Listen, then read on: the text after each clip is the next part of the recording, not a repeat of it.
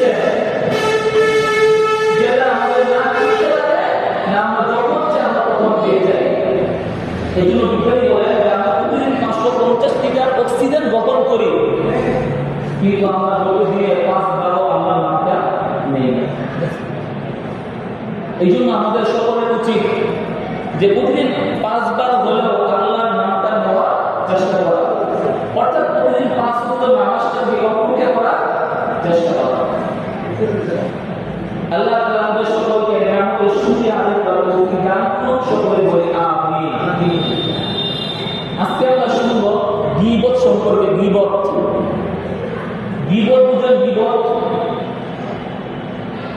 গীবত অর্থ হলো অন্যের সমালোচনা করা, অন্যের সমালোচনা করা, চাই তার সামনে হোক বা তার পিছনে হোক। রাসূল সাল্লাল্লাহু আলাইহি ওয়াসাল্লাম হাদিসের মধ্যে আসে, হযরত আবু তিনি বলেন যে ইয়া রাসূলুল্লাহ মাল গীবা, গীবত এটা মানে কি? ও রাসূলুল্লাহ সাল্লাল্লাহু আলাইহি ওয়াসাল্লাম যিকরুকা আখাকা বিমা ইয়াকরাহ। হে সাহাবীগণ, গীবত হচ্ছে যে তোমার অন্য কোনো ভাইয়ের তার এমন কোনো কথা অন্যের সামনে বলা যেটা সে শুনলে অপছন্দ করবে। তোমার অপর ভাইয়ের এমন কোনো কথা অন্যের কাছে বলা যেটা তোমার ভাই যদি সামনে থাকতো তাহলে সে অপছন্দ করতো, মনে কষ্ট পাইতো, এটাই হচ্ছে গীবত। সাহাবায়ে কেরাম বললেন ইনকানা ফি আখি মা আকুলু, হে রাসূল যদি ওই দুষ্টা তার মধ্যে থাকে তাহলে কি হবে? মানে কি বুঝাইলেন যে যদি ওই কাজটি সে করে থাকে তো গীবত হবে এটা? রাসূল বললেন ও রাসূলুল্লাহ সাল্লাল্লাহু আলাইহি ওয়াসাল্লাম, হে সাহাবীরা, ইনকানা ফি আখি মা আকুলু ফাকাদ ইগতাবনা, যদি সে এই কাজটা করে থাকে তাহলে হবে গীবত, আর যদি সে কাজটা না করে থাকে তাহলে বাহাত্তা, এটা হবে মিথ্যা অপবাদ, মিথ্যা অপবাদ, যেটাকে গীবত থেকেও বেশি ভয়ানক। আমরা বুঝতে পারলাম যদি কোনো ব্যক্তি কোনো দোষ করে থাকে, কোনো অন্যায় করে থাকে, ও অন্যায় কাজটা যদি আমরা অন্যের কাছে বলি এটাই হবে গীবত, আর যদি সেই কাজটা না করে থাকি মিথ্যা বলি তাহলে এটা হবে মিথ্যা অপবাদ। গীবত বুঝতে পারছেন? গীবত মানে কি? কোনো ভাইয়ের যে কাজটা সে করছে যদি এটা অন্যের কাছে বললে ওই ভাই কষ্ট পায় তাহলে এটা হবে গীবত, আর যদি সেই কাজটা করে না থাকে তাহলে হবে মিথ্যা অপবাদ। আমরা চার মাধ্যমে গীবত করে থাকি: এক, জবানের মাধ্যমে; দুই, অন্তরের মাধ্যমে; তিন, কলবের মাধ্যমে, ইশারার মাধ্যমে; চার, লিখার মাধ্যমে। জবানের মাধ্যমে কিন্তু গীবত করে থাকি। রাসূল সাল্লাল্লাহু আলাইহি ওয়াসাল্লাম বলেন যদি কোনো ব্যক্তি কোনো অবস্থা না জেনে বা বাস্তব সম্মতটা না জেনে অনর্থক কোনো কথা বলে অন্যের সম্পর্কে, তাহলে ওই অনর্থক কথা বলার কারণে তার ওই কথাটা পূর্ব পশ্চিম যতটুকু দূরত্বে আছে সে জাহান্নামের ততটুকু দূরত্বের মধ্যে সে থাকবে। রাসূলের হাদিস সহিহ বুখারী বর্ণনা, قال رسول الله صلى الله عليه وسلم إن العبد لا يتكلم بالكلمة ما تبين بها يذل بها يهوي في النار مما أبعد مما بين المشرق والمغرب। রাসূল সাল্লাল্লাহু আলাইহি ওয়াসাল্লাম বলেন যদি কোনো ব্যক্তি কোনো কথা বলে, অনর্থক কোনো কথা বলে যেটা গীবত হয়ে যায়, তার পরিণাম হচ্ছে যে পূর্ব থেকে পশ্চিম যত দূরত্ব সে জাহান্নামের তত নিচের স্থানে অবস্থান করবে। অর্থাৎ বোঝা গেল যে কোনো ব্যক্তি যদি কোনো অনর্থক কথা বলে, অনর্থক কথা, এটা বলার কোনো প্রয়োজন ছিল না কিন্তু গীবত হয়ে গেছে। এই গীবত হয়ে যাওয়ার কারণে ওই ব্যক্তির স্থান হবে পূর্ব থেকে পশ্চিম যত দূরত্ব তার জাহান্নামের স্থান তত নিচু গভীরে হবে। সহিহ বুখারী বর্ণনা, রাসূল বলেন যে কোনো ব্যক্তি কথার কথা বলে, কথার কথা মানুষ বলে না যে কথার কথা হবে সেই কাজটা করেছে, কথার কথা হবে সেই কাজটা করবে বা করে ফেলতে পারে, এই কথার কথা বলার কারণে মানুষ জাহান্নামে যাবে। রাসূলের হাদিস সহিহ বুখারী বর্ণনা, قال رسول الله صلى الله عليه وسلم إن العبد لا يتكلم بالكلمة من سخط الله لا يلقي لها بالا يهوي بها في جهنم। যদি কোনো ব্যক্তি বলে, রাসূল বলেন যদি কোনো ব্যক্তি কথার কথা বলে, যে কথার কথা হতে পারে লোকটা এমন কাজ করছে, মানে কথার কথা বলে ফেলল, সে আগেও জানে না ওরাও জানে না কিন্তু সে বলে ফেলছে কথার কথা। মানুষ বলে না কথার কথা, এই কথার কথা বলা যাবে না, না না না কথার কথা বলা যাবে না, এই কথার কথা বলার কারণে মানুষ জাহান্নামে নিয়ে যাবে যদি মিথ্যা বলে থাকে। এই জন্য অনর্থক কোনো কথা বলা যাবে না, আর কথার কথা এটা বলা যাবে। 2 নম্বর, মানুষ বিপদ করে অন্তরের মাধ্যমে। রাসূল বলেন যে আল গীবাতু বিল কলব হিয়া আন তাদুন্না বিসসু। অন্তরের বিপদ এটা কি? মানুষের সম্পর্কে মন্দ ধারণা করা, মন্দ ধারণা করা, খারাপ ধারণা করা। আপনি বসে আছেন কোথাও, আপনার সামনে একজন লোক ফোনে কথা বলতে যাচ্ছে আর কিছুটা হাসতেছে, আপনি ভাবছেন কোনো মেয়ের সাথে কথা বলতেছে। আপনি কোথাও বসে আছেন, আপনার সামনে কোনো একটা ব্যক্তি আসছে, হয়তো কোনো বিভ্রান্ত অবস্থায় আসছে, আপনি ভাবছেন বসে চুরি করে আসছে বা ডাকাতি করে আসছে বা কোনো ইনক্রিজিং করে আসছে।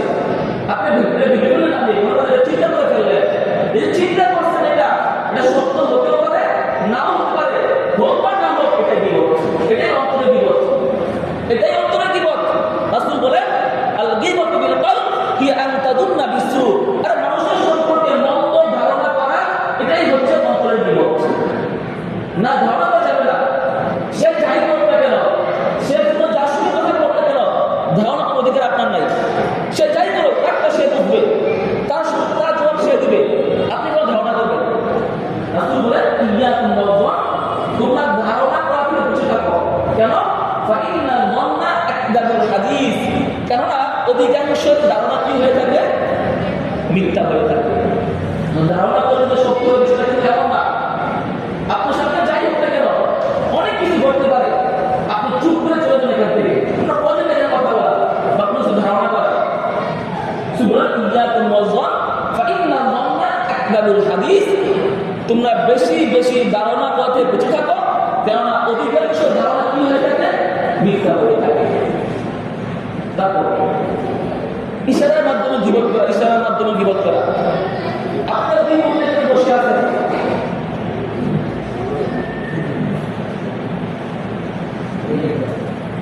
জি জি সবাই সবাই আমাদের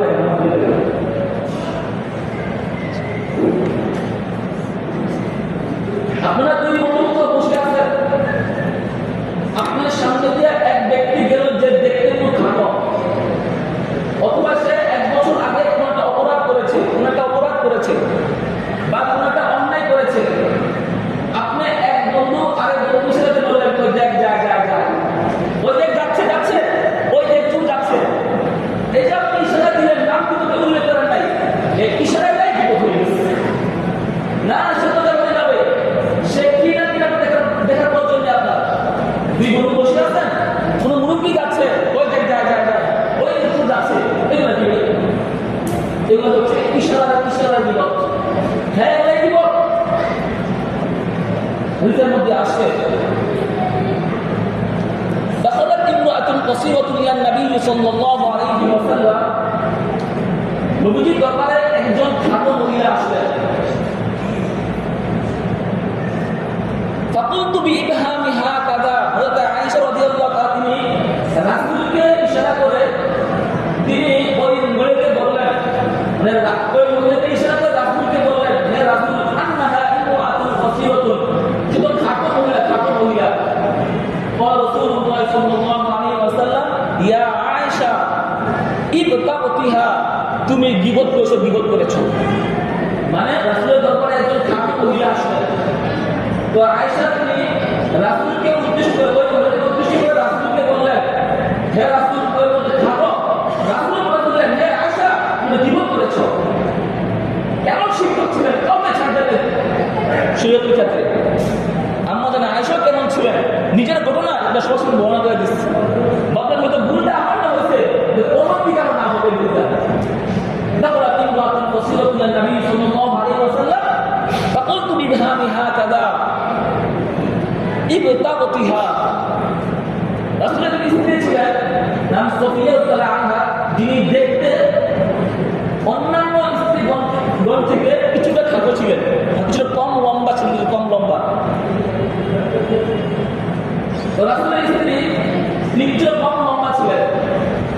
তো আসলে তিনি একবার বললেন, হে রাসূলুল্লাহ, হাসবুকা সফিয়াতা কাযা কাযা তা'নি কাসীরাতান লাকাদ কুনতি কালিমাতান লাউ মুজিজা বিহাল বাহরু লামা যাদাতু। আসলে বলেন, হে রাসূল, আপনার স্ত্রী শুধু তো রাসূল বললেন, হে আয়েশা, তুমি এমন একটা শব্দ উল্লেখ করেছ, যদি সেই শব্দটা সমুদ্রের মাঝখানে ফেলা হয় তাহলে পুরা সমুদ্রের পানি বিষাক্ত হয়ে যাবে। মানে একজন স্ত্রী কিন্তু ঠাকুর বলছে, ঠাকুর ঠাকুর ইঙ্গিত দিয়ে ঠাকুর বলছে, ইশারার মাধ্যমে ঠাকুর বলছে। ওই খাটাগুলা করে রাসূল বললেন, হ্যাঁ আয়েশা, তারপরে কুলতি কালিমাতান লাউ নুজিজা বিহাল বাহরু লামা জাদাতু। হ্যাঁ আয়েশা, তুমি এমন একটা শব্দ উল্লেখ করলে, যদি একটা সমুদ্রের মাঝখানে ফেলা হতো তাহলে পুরা সমুদ্রের পানি একবার বিষাক্ত হয়ে যেত। মানে বিপদ এত মারাত্মক শব্দ, এটা এত মারাত্মক শব্দ।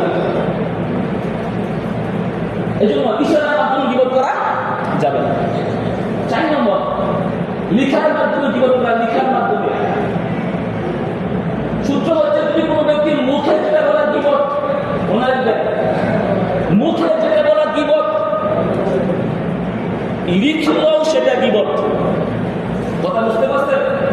মুখের মাধ্যমে যে শব্দটা বললে বিপদ হবে, সেই শব্দটা লিখলেও বিপদ হয়ে যাবে।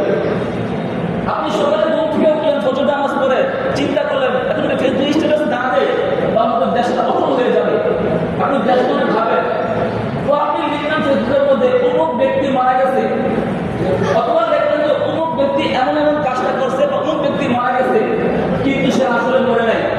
তো আপনি যে ফেসবুকে স্ট্যাটাস করে দিলেন, এটা পোস্ট করে দিলেন, অমুক ব্যক্তি মারা গেছে, সবাই 3 বার করে ফাতিহা 3 বার করে ক্লাস করেন, অনেকে কমেন্টস করতেছে যে হ্যাঁ আমারটা হয়ে গেছে, ডান আমারটাও হয়ে গেছে, কেউ বলে তো আই হ্যাভ কমপ্লিটেড, আমিও করছি, আপনি করে নেন, সবাই পড়া শুরু করলো। কিন্তু বিষয়টা দেখা গেল ওই ব্যক্তি এখনো মরে নাই, হসপিটালে জীবিতের মধ্যে আসছে। এই যে আপনি লিখলেন, সে ব্যক্তি মারা গেল, হয়তো আপনার লেখার মাধ্যমে কারো কিচ্ছু হবে না, কারো কোনো ক্ষতি হবে না, কিন্তু আপনি লিখলেন, ওই লেখাটাই বিপদ হয়ে গেছে। আপনি কেন লিখবেন এটা? এই জন্য মুখের মাধ্যমে যেটা বলা বিপদ, লিখলেও সেটা কি বিপদ হয়ে যাবে। এই জন্য আমরা মুখ থেকে তো বাস্তব বিপদ থেকে চেষ্টা করবো লেখার মাধ্যমে বিপদ থেকে বাঁচার জন্য। হ্যাঁ, আমরা পুস্তকটা বলে গরম হয়ে যায়, পুরা মিডিয়া পুরো গরম হয়ে যায়, মানে প্রত্যেক আস্থার অধিকাংশ মিথ্যা হয়ে থাকে। এই যে মিথ্যা প্রচার করলো, আপনি লাইক করলেন বা কমেন্ট করলেন বা শেয়ার করলেন, যাই করলেন, সাপোর্ট করলেন, জীবনের অন্তর্ভুক্ত হয়ে গেছে। হ্যাঁ, আমার জীবন অন্তর্ভুক্ত হয়ে গেছে, দরকার নাই, বিষয় করার দরকার নাই, অন্য দলের সাপোর্ট করার দরকার। এবার আসেন, আমরা 5 ধরনের জীবন করে থাকি। 1 নম্বর, শারীরিক জীবন, চারিত্রিক বিপদ, বংশীয় বিপদ, পোশাক পরিচ্ছদের বিপদ, পরোক্ষ বিপদ। শারীরিক বিপদ কি? কোন মানুষের শরীরের জন্য ত্রুটি আছে, অর্থাৎ সে দেখতে খাটো বা কানা বা কালো বা দেখতে লম্বা বা চিকন বা যাই হতে পারে, আল্লাহর সৃষ্টি, মনে হয় আল্লাহর সৃষ্টি। তো আপনি ব্যক্তি বললেন, যে ব্যক্তি মোটা থেকে মোটা বলে সে কষ্ট পায়, আপনি বলেন এই মোটা এদিকে, এই চিকন এদিকে, এই বুকটা ওদিকে যা, এই যে বলবেন এই কথাগুলা, সে শুনে কষ্ট পাইতে হতো, আপনার কিছু বলে নাই, তার কষ্টটাই আপনার বিপদ হয়ে গেছে, সেটা হলো শারীরিক বিপদ। দরকার না করতে কেন? তাহলে আল্লাহর সৃষ্টি, আপনি কার সৃষ্টিকে ব্যক্ত করতেছেন, চিন্তা করছেন একটু? আপনি সৃষ্টিকার, এটা কথা বলেন, সৃষ্টিকার, কালো ছিল মোটা, এটা সৃষ্টিকার, আল্লাহর সৃষ্টি। আর আপনি আল্লাহর সৃষ্টিকে ব্যক্ত করতেছেন, এই সংস্কৃতি কে দিয়েছে? এই সংস্কৃতি কে দিয়েছে? মোটা বললেন, কালো বললেন, লম্বা বললেন, নাক নাই, কান নাই, কি বা যা আছে তাই বলছেন আপনি। 2 নম্বর, চারিত্রিক বিপদ। কোন ব্যক্তির কোন এক চরিত্রের মধ্যে সমস্যা ছিল কোন এক সময়, বা 1 বছর আগে বা 5 বছর কোনো সমস্যা ছিল, বা সেটা দোষ করেই ফেলছে, অন্যায় করেই ফেলছে, ও আপনি সেই 5 বছরের দোষটা এখন নিয়ে বলতেছেন, হে চোর, হে ইবলিসওয়ালা, হে দর্শনওয়ালা। আপনি সে 1 বছর এক কাজটা করছে, সে হতে কোন তোবা হয়ে আল্লাহর প্রিয় হয়ে গেছে, কিন্তু আপনি সেই চরিত্রের একটা দোষ, আগের একটা দোষ 5 বছরের, আপনি সেটা বর্তমানে এসে তোবা দিচ্ছেন, এটা হচ্ছে চারিত্রিক বিপদ। অথবা আপনার এলাকার মধ্যে কোনো ব্যক্তির মেয়ে দেখতে আসছে, তো আপনারা জিজ্ঞাসা করা হলো, ভাই কি অবস্থা, মেয়ে দেখলেন, এখন কি অবস্থা চলতেছে? তো ওই ব্যক্তি বলল যে হ্যাঁ, মেয়ে তো দেখছি, মেয়ে তো ভালো, শুনলাম মস্ত বলে, অনেক পর্দাশীল। ওই ব্যক্তি বলল, আহা, এখনো খবর নেন নাই? এই আপনার আখলাক আপনার ভেঙে গেছে। এটাই হচ্ছে কি চারিত্রিক বিপদ। আপনার আখলাক আপনার খোঁজখবর নেন না, বুঝবেন পরে বুঝবেন। এই যে বললেন যে আহা পরে বুঝবেন, বেটা আপনার জমে গেছে, আহা কি হলো, বিয়ে ভেঙে গেছে। আপনার এক আখলাক তার বিয়ে ভেঙে গেছে। মনে করবেন আপনি কিন্তু বিয়ে অন্তর্ভুক্ত হয়ে যাবে। অথবা সে কোন ব্যক্তির ছেলে দেখতে আসে, আপনি বলে ভাই ছেলে কি অবস্থা, তো খোঁজখবর নিচ্ছেন তো সে বলবে খোঁজখবর তো নিয়েছি, শুনলাম ছেলেকে উন্নয়ন করে আসে, নামাজ রোজা করে, রোজাও রাখে, শুধু সবজি চিন্তা দিয়ে আসে, তো আর কোনো খোঁজখবর নেন নাই, আর কিছু জানেন না আপনি, আর কিছু বলে নাই, আপনার এক কথা একটা বিয়ে হয়ে গেছে। চারিত্রিক বিপদ এটা। আপনার এক আহ্লা, আপনার কোনো খোঁজখবর নেন নাই, এই যে ইঙ্গিত দিয়ে বলছেন আপনি, হয়তো আপনি দুষ্টা উল্লেখ করেন নাই বা কিছু বলেন নাই, কিন্তু ইঙ্গিত দিয়ে বলছেন যে আহ্লা কোনো খোঁজখবর নেন নাই, তো এক আহ্লা একটা বিয়ে হয়ে গেছে। চারিত্রিক বিপদ। তারপর বংশীয় বিপদ। বংশের মধ্যে কোন এক ব্যক্তি চুরি করছে বা ডাকাতি করছে অনেক বছর আগে, বা বংশের কোন এক ব্যক্তি কোনো অন্যায় করছে, সে বংশের কোন এক ব্যক্তির দোহাই দিয়ে আপনি অন্য ব্যক্তি বলতেছেন তোর বংশ চোরার বংশ, ডাকাতের বংশ, লুচ্চার বংশ, এই বংশ এই বংশ বলুন আপনি, তো বংশীয় বিপদ। বংশীয় বিপদ যার বংশ তাকে বলেন ভাই না, তার কোন বাপটা আমার একটা কাজ করে আসছে, আপনি সেটা এখন ধরে ইজা করতেছেন, মেনে করতেছেন, এটা বংশীয় বিপদ। তারপর পোশাক পরিচ্ছদের বিপদ। আপনার মেয়ের বিবাহ, 5 বন্ধুকে ইনভাইট করলেন, দাওয়াত দিলেন, 5 বন্ধুই আসলো, 4 বন্ধুকে ভিআইপি পোশাক করে আসলো, আর 1 বন্ধু নর্মাল পোশাক করে আসলো।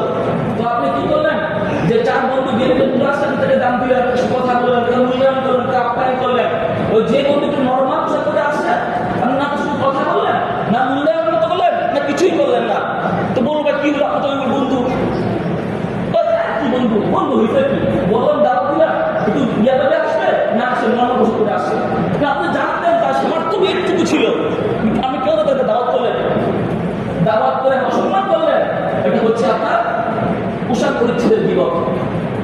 5 নম্বর বিপদ হচ্ছে অর্থ বিপদ। আপনার বিপদের ক্ষেত্রে বসে আছেন, বিপদ বসে কথা করতেছেন, কোন ব্যক্তির নাম উল্লেখ করলেন না, কোন ব্যক্তির নাম উল্লেখ না করে বললেন দেখছো অত ব্যক্তিরা আরে কিছু টাকার সম্পর্ক শেষ, যে বলছে সেও বুঝছে, যে শুনছে সেও বুঝছে, এই যে বুঝছে এটা বিপদ হয়ে গেছে। নাম বলা দরকার নাই, নাম বলা দরকার নাই, কি করছে এটা বলা দরকার নাই, শুধু বলছেন যে ব্যক্তি এই যে বলছেন বুঝছে এটা বিপদ হয়ে গেছে। এই যে কি দিয়ে বলছেন, নাম উল্লেখ করেন নাই, দোষ উল্লেখ করেন নাই, কিছু উল্লেখ করেন নাই, শুধু বলছেন বুঝছো আরে কৃষ্ণা, এই জায়গায় বিপদ হয়ে গেছে। পরোক্ষ বিপদ। এবার আসেন বিপদের ভয়াবহতা মারাত্মক। রাসূল বলেন আল গীবাতু আশাদ্দু মিনাজ জিনা, গীবত হচ্ছে জিনা থেকে মারাত্মক। কেন জিনা থেকে মারাত্মক? দেখেন যে কোনটি জিনা করতে দুই ব্যক্তি যদি তারা আল্লাহর কাছে ক্ষমা চেয়ে নেয়, হয়তো আল্লাহ ক্ষমা করে দিবেন, কিন্তু আপনি যার স্বরূপে গীবত করছেন আপনি তার কাছে ক্ষমা চাইতে হবে, যদি সে ক্ষমা করে তার তো আপনি ক্ষমা পাবেন। এই জন্য এই গীবত জিনা থেকে মারাত্মক, আপনি পাইতে পারেন না পাইতে পারেন, এই জন্য গীবত করা যাবে না। আপনি মসজিদে আসছেন 5 মিনিট 10 মিনিট আগে, সুন্নত করা শেষ, ভাবলেন 2 মিনিট তো আছে, 3 মিনিট তো আছে, কিছু গল্প করি না, মসজিদে গল্প জায়গা না, মসজিদে গল্প জায়গা না, আপনার সাংস্কৃতিক কোনো সমস্যা দিয়ে করবেন, বাজারে আলাপ বাজারে দিয়ে করবেন, মসজিদে কোনো আউট কথা বলা যাবে না। আপনি শুরু করবেন দিনে কোনো কথা দিয়া, শয়তান আপনি ধোঁকা দিয়ে ওই ভারতকে একবারে জীবনের মধ্যে নিয়ে যাবে। মসজিদে এসে 5 মিনিট থাকবে, কোনো কথা বলা, আপনি যদি মনে করেন মসজিদে কথা বলতেই হবে, আপনার মসজিদ পরে আসেন, আপনার মসজিদ পরে আসেন, কিন্তু মসজিদে আসে আপনি কথা বলবেন, জীবন করবেন, এটা করবেন, ওইটা করবেন, মসজিদ এই স্থানের জন্য না, মসজিদ এই স্থানের জন্য না, মসজিদ শুধু একমাত্র আল্লাহ করার জন্য। তারপর রাসূল বলেন যে ব্যক্তি গীবত করবে, আল্লাহ তাআলা বাবা আবনাহা ইবন রাজুল উম্মাহ ওয়া আরবা রিবা ইসতিতৌদি ইরফিল মুসলিম বিগাইরিল হক। রাসূল বলেন যে সুদের শাখা হচ্ছে 72টা, সবথেকে নিম্ন শাখা হচ্ছে ইতিয়ানুর রাজুল উম্মাহ, আপন মায়ের সঙ্গে জিনা করা, ওয়া আরবা রিবা ইসতিতৌদি রাজুল ফি ইরফিল মুসলিম এবং সবথেকে উচ্চ শাখা হচ্ছে অন্যায়ভাবে কাউকে মানুষের সামনে অসম্মানী করা। আপনি যে অন্য অসম্মানী করলেন, অনেকের সামনে নিজেকে ভালো করার জন্য হাসির পাত্র বানাইলেন, এই যে অসম্মান করলেন, এটা কিন্তু এক ধরনের বিপদ হয়ে গেছে। এটা কিন্তু বিপদ হয়ে গেছে। রাসূল বলে যে বিপদের ধরো অনেক বলছে, পরকালীন ক্ষতি, ইহকালীন ক্ষতি, উভয় জাহানের ক্ষতি। রাসূল বলে মান আমানা বিলিসানিহি ওয়া লাম ইয়াদখুল ঈমান কলবা লা তাত্তাবিউ আওরাতিহিম ফাইন্নাহু মান ইয়াত্তাবি আওরাতিহিম ইয়াত্তাকিল্লাহু ইয়াফদাহু ফি বাইতিহি। রাসূল বলেন, হে মানুষগণ, তোমরা যারা মুখের মাধ্যমে ঈমান আনছো, এখনো অন্তরে ঈমান আনো নাই, তোমরা অন্যের দোষ তালাশ করিও না এবং অন্যের গীবত করিও না। যে ব্যক্তি অন্যের দোষ তালাশ করে, আল্লাহ তার দোষ তালাশ করেন। আপনি অন্যের দোষ তালাশ করতেছেন, আল্লাহ আপনার দোষ তালাশ করবে। আপনি হয়তো অন্যের দোষ পাবেন না, রব কিন্তু আপনার দোষ পেয়ে যাবে। এবং আপনি ঘরের মধ্যে লাঞ্ছিত করে ছাড়বে। আপনি অন্যের দোষ তালাশ করে মানুষের সামনে বলে বেড়ালেন, অমুক ব্যক্তি এমন করছে, অমুক ব্যক্তি এমন করছে, হয়তো এটা মিথ্যা হয়ে যাবে। কিন্তু মনে রাখবেন, মৃত্যুর আগে আল্লাহ তাআলা আপনাকে সেই অন্যায়ের মধ্যে ফেলে আপনি লাঞ্ছিত করবেই করবে। হয়তো সবার সামনে করবে, নয়তো সমাজের মধ্যে করবে, নয়তো ঘরের মধ্যে করবে, মৃত্যুর আগে দেখবে আপনি করবে, আপনি লাঞ্ছিত হবেন। এটা পরকালীন ক্ষতি। রাসূল বলেন, লাম্মা উরিজা বিহি মারাত বিকওমিন লাহুম আসফার মিন মুহাসিব ইয়াখদিশুনা বুজুহাহুম ওয়া আসফারহুম ওয়া সুদুরহুম মান হাউলা ইয়া জিবরাইল হাউলা আল্লাযীনা ইয়াদখুলুনা নাস ওয়া ইয়াদউনা ফি আরাদিহিম। রাসূল বলেন, আমি মেহরাবের মধ্যে আমি এমন একজন কওমের পাশ দিয়ে অতিক্রম করলাম, যাদের লোকগুলো ছিল তামার। এই তামার লোক দিয়ে ওই ব্যক্তিরা তাদের মুখ এবং বুককে খামচেটেছে। আমি বললাম, ভাই জিবরাইল, এরা কারা? মান হাউলা জিবরাইল, এরা কারা? জিবরাইল বলল, রাসূল, হে রাসূল, হাউলা আল্লাযীনা ইয়াকুলুনা নাস ওয়া ইয়াদউনা ফি আরাদিহিম। ওরা হচ্ছে ওই সমস্ত ব্যক্তি যারা দুনিয়ার মধ্যে তার আপন মৃত ভাইয়ের গোশত খাইত, অর্থাৎ যে বিপদ করত, এবং যে অন্যায়ভাবে মানুষকে অন্যের সামনে অসম্মানিত করত, ওরাই হচ্ছে ওই ব্যক্তি যারা তামার লোক দিয়া চেহারা এবং বুককে তারা খামচাচ্ছে। উপজাহার ক্ষতি।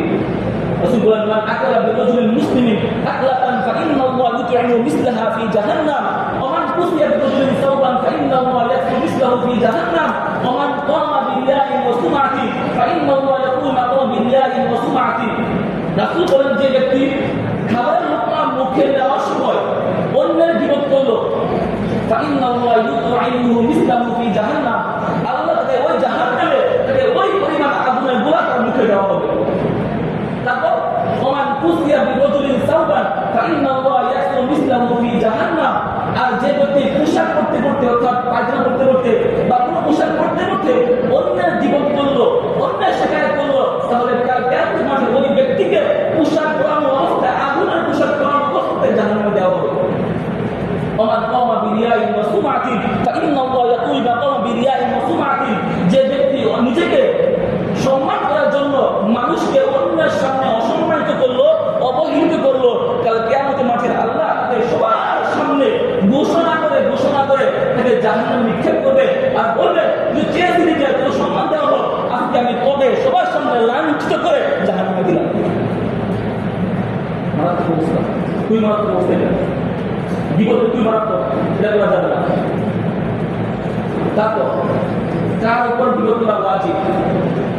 ব্যাখ্যা অনুযায়ী বিপদ করা ওয়াজিব আছে, জায়েজও আছে। ধরুন আপনাদের মুসলিমের মধ্যে ইমাম সাহেব আসলো, যে এসে বলতেছে যে আল্লাহ তাআলা অন্য কারো সাহায্য করা যায়, তো তার কথা শুনে 500 মানুষ একবার একটু হইল যে নাম দেখুন গাড়ি ভাড়া করে আমরা যাবো, তাহলে সাহায্য করবো। ওই জাতির ইমামকে বাঁচানোর জন্য, ওই ইমামকে মুখোশ করানোর জন্য ও সবার সামনে ওই ব্যক্তির বিপদ করা জায়েজ। সাবধান, এটা খুবই সাবধান। আর কোন জালেমের জুলুমকে প্রকাশ করার জন্য, তার সম্পর্কে কয়েকটা মিথ্যা বিপদ, কয়েকটা বিপদ করা জায়েজ। এবার সর্বশেষ কথা, গীবতের গন্ধ পাওয়া যায় যে 8টি শব্দের মধ্যে। রাসূল বলেন, গীবতের গন্ধ পাওয়া যায় এমন 8টি শব্দ। 1 নম্বর গীবত করলে এখন বললাম। 2 নম্বর মিথ্যা অটকানো, 3 নম্বর মিথ্যা উপবাদ দেওয়া, 4 নম্বর চুগলখড়ি করা। রাসূল বলেন লা তাদখুলুল জান্নাতা কাত্তা, চুগলখড়ি ব্যস্ত প্রবেশ করবে না। আর কি বলে মারওয়ান নবী সাল্লাল্লাহু আলাইহি ওয়াসাল্লাম আলা কবরাইনি ইন্নাহুমা ইউআযিবানি ফি কাবীরি। রাসূল এমন দুইটা কবরের প্রস্তুতিকরণ করতেছিলেন, দুইটা শাস্তি হচ্ছিল কবরের মধ্যে।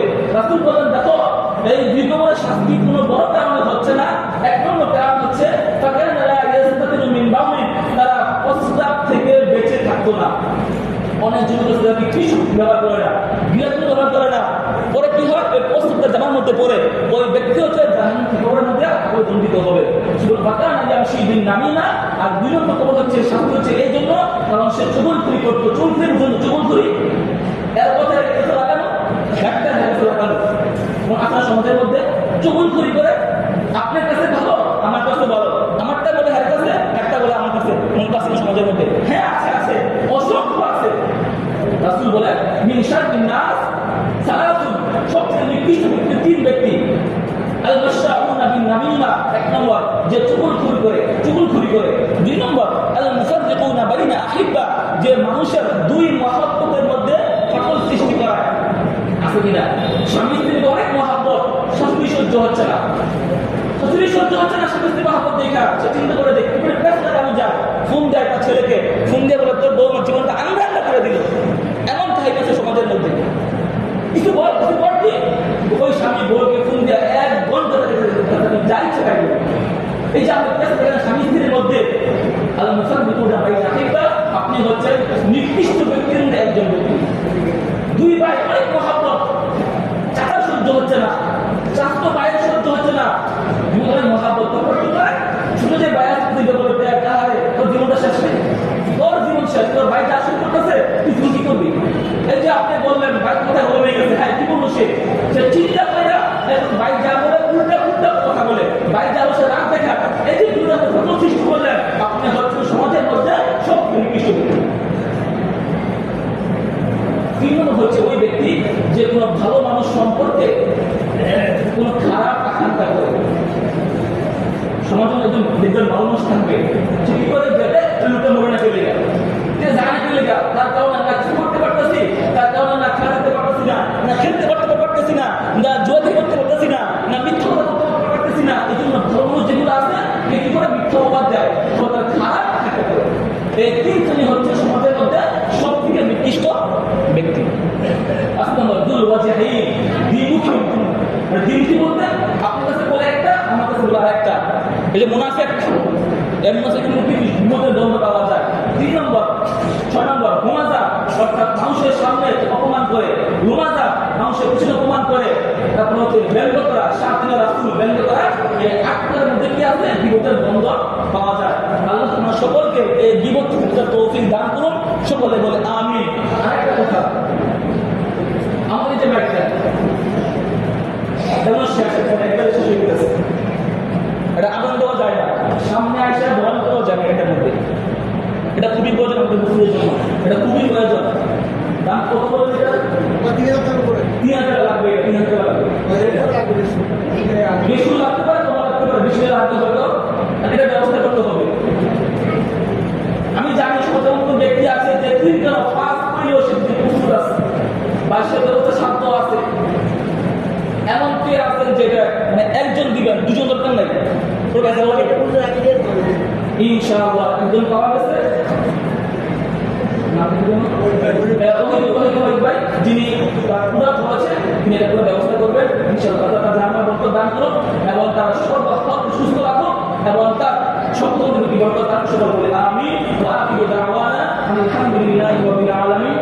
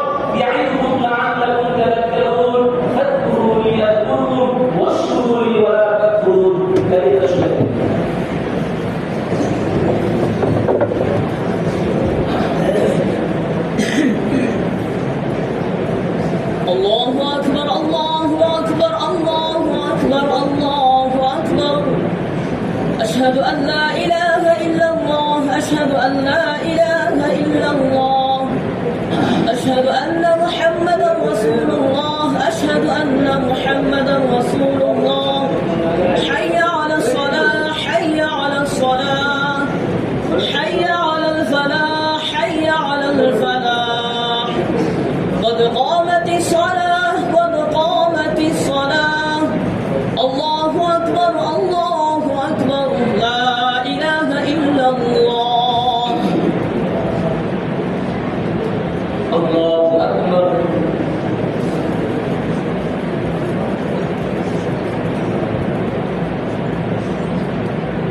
الحمد لله رب العالمين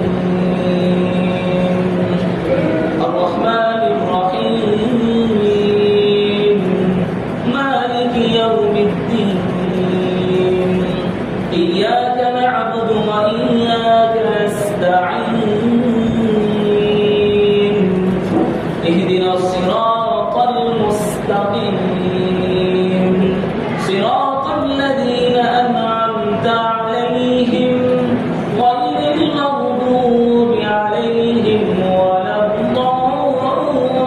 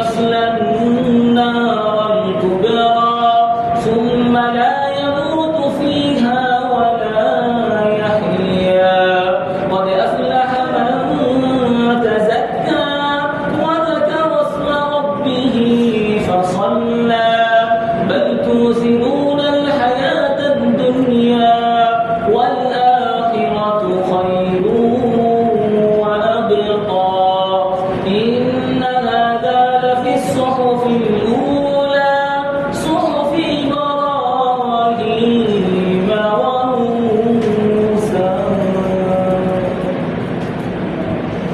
الله أكبر.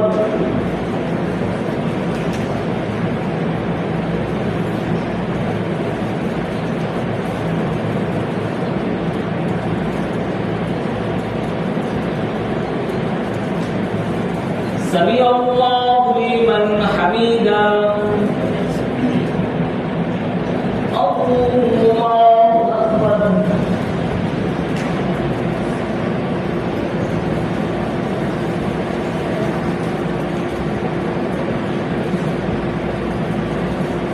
الله أكبر.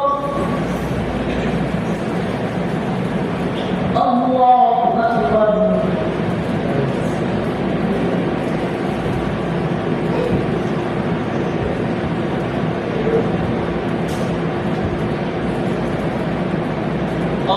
الله أكبر. الحمد لله رب العالمين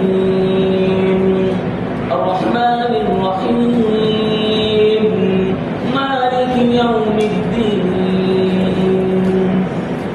إياك نعبد وإياك نستعين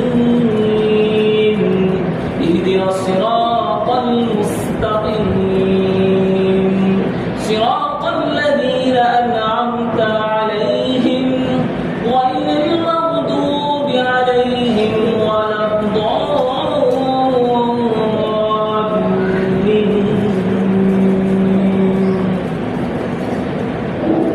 أفلا ينظرون إلى الإبل كيف خلقت وإلى السماء كيف رفعت وإلى الجبال كيف نصبت وإلى الأرض كيف سطحت فذكر إنما أنت مذكر لست عليهم بمسيطر إلا من تولى وكفر فيعذبه الله العذاب الأكبر إن إلينا إيابهم ثم إن علينا حسابهم.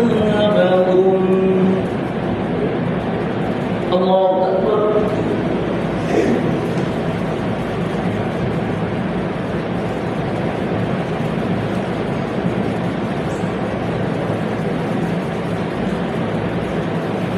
سمع الله لمن